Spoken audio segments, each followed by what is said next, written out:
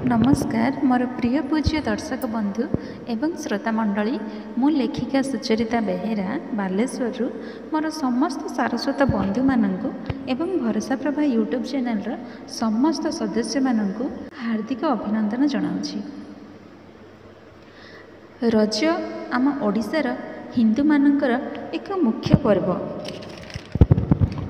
आद्य आषाढ़ माता बसुमती रजवती हुअन्ति। तेणु कृषक माटी किछि काम करे नाही, कारण माता वसुधा को एही समय कष्ट होइथाए।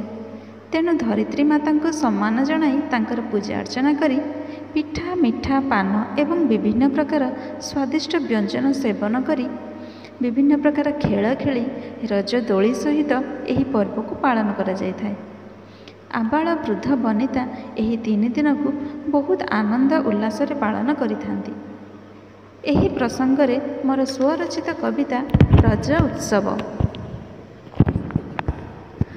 रज उत्सवटी उल्लासर पर्व, ओडिशार गौरव। आगमने तुम प्रकृति राणीर पुलकित सशोभित। सुदूर पृथ्वी दिशे कि सुंदर, आषाढ़ पहिली रजे।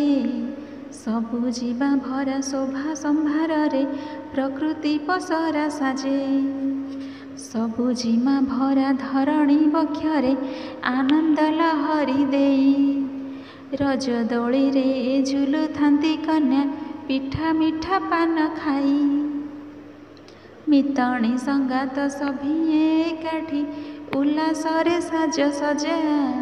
भरा आनंदर उत्सव उल्लासे, बसुमती पाए पूजा।